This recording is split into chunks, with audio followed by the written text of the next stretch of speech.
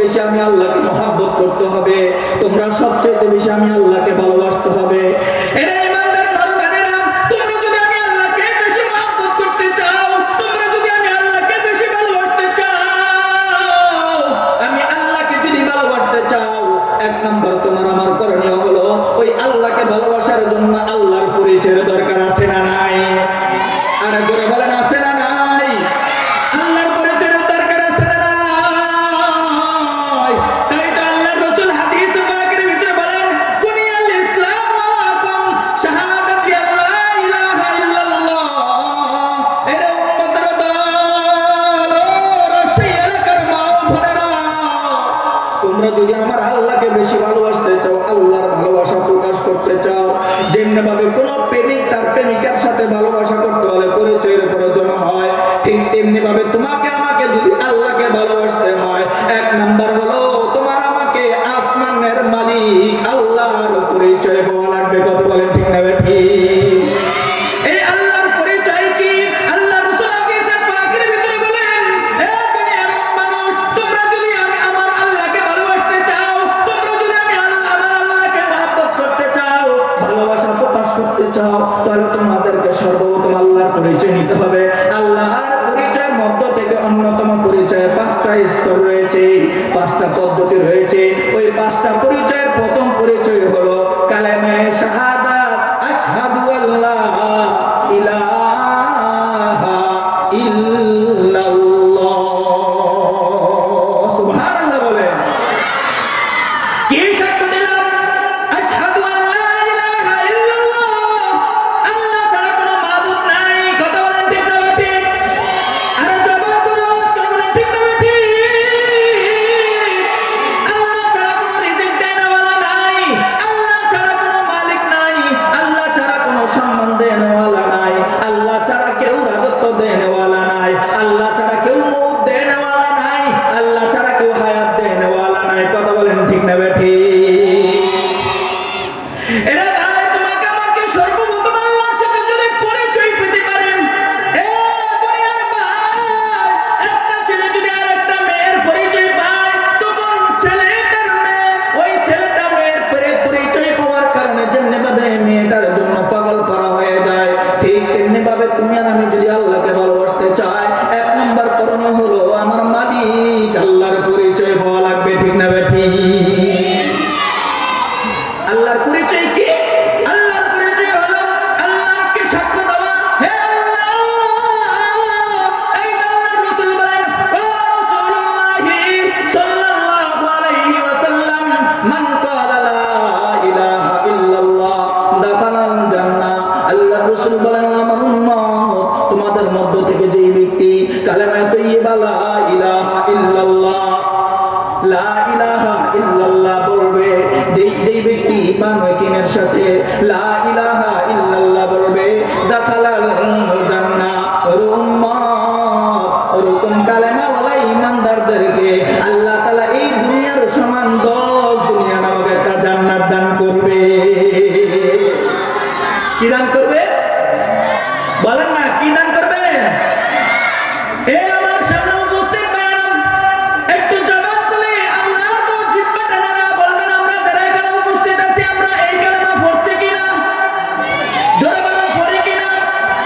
আমরা সর্বদা এই কালেমা পড়ি, লা ইলাহা ইল্লাল্লাহ, আল্লাহ ছাড়া কোনো মাবুদ নাই। এ বাজার, আল্লাহর পরিচয় নিলে লাভ না ক্ষতি? জোরে বলেন, লাভ না ক্ষতি? হাসান বসরি রাহিমাহুল্লাহ, বসরা এলাকার ভিতরে হাসান বসরি রাহিমাহুল্লাহ মাদ্রাসায় সবক পড়াচ্ছেন। হাসান বসরি রাহিমাহুল্লাহ ছাত্রদেরকে পড়ান। বসরা এলাকার ভিতরে একজন হিন্দু আল্লাহকে মানে না, হরে হরে হরে রাম, হরে কৃষ্ণ হরে রাম বলে, হরে হরে হরে রাম, হরে কৃষ্ণ। এই হিন্দু লোকটা আল্লাহকে মানে না, কিন্তু দিল থেকে হাসান বসরিকে মহব্বত করে ভালোবাসে। হঠাৎ করে এই হিন্দু লোকটার, আমি বয়ানকে সংক্ষিপ্ত করে দেই কারণ অনেক লম্বা আলোচনা, প্রধান বক্তা চলে আসবে, আমার বড় ভাই, আমার অত্যন্ত মহব্বতের ভাই আরে বিল্লাহ বুলবি সাহেব অত্যন্ত চমৎকার আলোচনা করে আপনাদের মন জয় করবেন, শোনাবেন। জন্য লম্বা আলোচনা করবো না রে ভাই। হাসান বসরিকে এই হিন্দু লোকটা দিল থেকে মহব্বত করেন, ভালোবাসেন।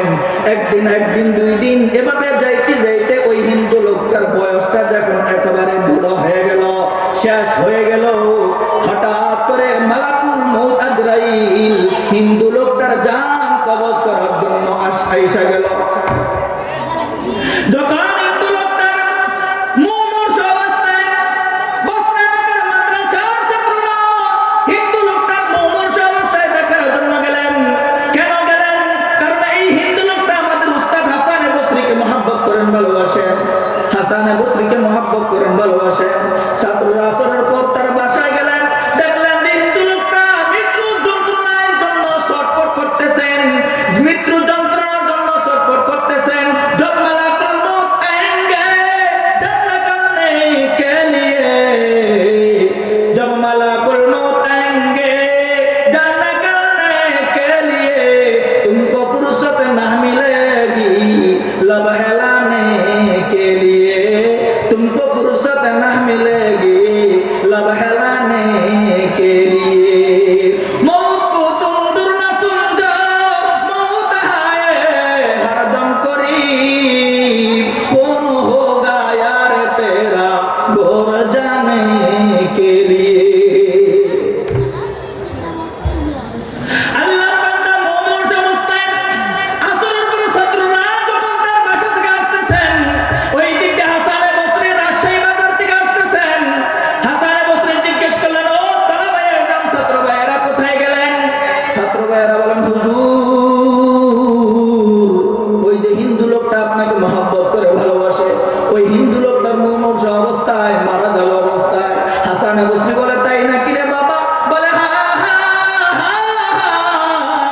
হাসান বসরি ছাত্রদেরকে বললেন, তোলাবে আজম, আমাকে মেহেরবানি করে তার বাসায় নিয়ে চলো। হাসান বসরি তার বাসায় গেলেন। হাসান বসরি যাইয়া দেখেন ঠিকই আল্লাহর বান্দা মৃত্যু যন্ত্রণার জন্য ছটফট করেন। হাসান বসরি বলেন, ও ভাই,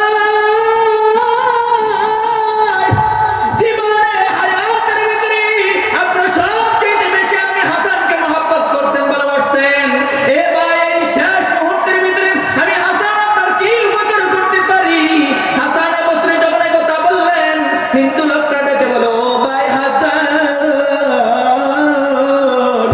মৃত্যু যন্ত্রণা বড় কঠিন, এই মুহূর্তে আমার মৃত্যু যন্ত্রণাটা আসান করে দাও না। হাসান বসরি ডেকে বলো, ও ভাই, এই শেষ মুহূর্তে আমি হাসান তোমার একটা উপকার করতে চাই, আমি হাসান তোমার একটা উপকার করতে চাই, তুমি যদি গ্রহণ করো, ও ভাই, আমি আশা রাখি আমার আল্লাহ তোমার মৃত্যু যন্ত্রণাটাকে আসান করে দেবে। হিন্দু লোকটা ডেকে বলে, ভাই হাসান, কি সেটা? হাসান বসরি বলেন, ও ভাই হাসান, এই ভাই শুনে রাখো, আমার নবী ১৫০০ বছর আগে বলে গেছেন, ও রাসূলুল্লাহি সাল্লাল্লাহু আলাইহি ওয়াসাল্লাম, মান ক্বালা লা ইলাহা ইল্লাল্লাহ দাখালাল জান্নাহ। আমার রাসূল ১৫০০ বছর আগে বলে গেছেন, ইয়া আমার উম্মাহ, তুমি যদি লা ইলাহা ইল্লাল্লাহ কালেমা তুমি জবানে উচ্চারণ করো, ইমামে কিনের সাথে পাঠ করো, এই কালেমা নিয়ে তুমি যদি মরতে পারো, তুমি মরতে দেরি হবে, আসমানের মালিক আল্লাহ তোমাকে জান্নাত দিতে দেরি করবে না। হাসান বসরি যখন এই কথা বললেন, হিন্দু লোকটা বললেন, তাই নাকি? বলে, হ্যাঁ। বলে, এই কথার গ্যারান্টি কি? হাসান বসরি বললেন, ঘটনা অনেক লম্বা, সংক্ষিপ্ত করে দেই।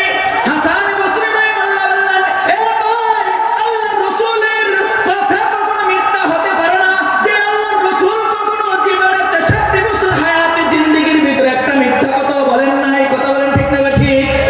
এরে ভাই, বুলেট মিস হতে পারে, তোমার আমার কথা মিথ্যা হতে পারে, কিন্তু মুহাম্মদুর রাসূলুল্লাহর কথা কখনো মিথ্যা হতে পারে?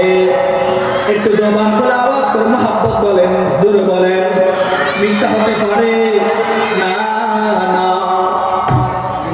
হাসান বসরি যখন বললেন, বলার পর হিন্দু লোকটা বললেন, এ হাসান,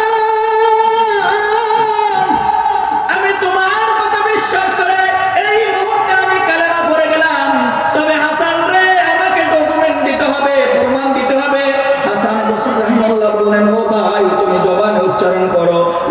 ইলাহা ইল্লাল্লাহ। আমি তোমাকে কাগজে লিখে দেব, এই কাগজটা তোমার কাফনের কাপড়ের ভিতরে দিয়ে দেব। কাফনের কাপড়ের ভিতরে দেওয়ার পর তোমাকে কবরস্থ মুসলমানি তরিকায় তোমাকে কবরস্থ করানো হবে। কবরে দেওয়ার পর তোমার কাছে দুইজন ফেরেশতা আসবে। ওই দুইজন ফেরেশতা যখন তোমাকে প্রশ্ন করবে, রে হাসান তুমি এই কালেমাটাকে দেখাইবা, জেনে রাখো হাসান। এই কথা বলার পর, হাসানের এই কথা বলার পর হিন্দু লোকটা হাসানের হাতে হাত দিয়া হাসানে বসির জবানে উচ্চারিত কালেমা পড়তে পড়তে মৃত্যুর কোলে ঢলে পড়লে। এরপর হাসানে বসরি রাহিমাহুল্লাহ হিন্দু লোকটাকে মুসলমান হয়ে যাওয়ার কারণে মুসলমানি রীতি নীতি আদর্শের উপরে তিন কানা সাদা কাপড়ের প্যাকেট বানাইয়া সুন্দর করে গোসল গা ধুইয়া মুসলমানি রেওয়াজ অনুযায়ী তাকে জানাজা পড়াইয়া একটা কবর কইরা আল্লাহর বান্দাকে মুসলমানি কবরের ভিতরে যখন দাফন করলেন, ওই কাগজটা হাদিসটা হাত কাগজের ভিতরে লেখে ক্বালা রাসূলুল্লাহি সাল্লাল্লাহু আলাইহি ওয়াসাল্লাম মান ক্বালা লা ইলাহা ইল্লাল্লাহ দাখালাল জান্নাহ। হাদিসটা লেখে হাসান বসরি তার কাফনের কাপড়ের ভিতরে দিয়ে দিল। আল্লাহর বান্দা কবরে চলে গেল। কবরে যাওয়ার পর দুইজন ফেরেশতা এসে জিজ্ঞেস করছে, মার রব্বুক। কি জিজ্ঞেস করছে? আরে জোরে জোরে জোরে বলেন, কি? মার রব্বুক, তোমার প্রেসিডেন্ট কে? কি বলে?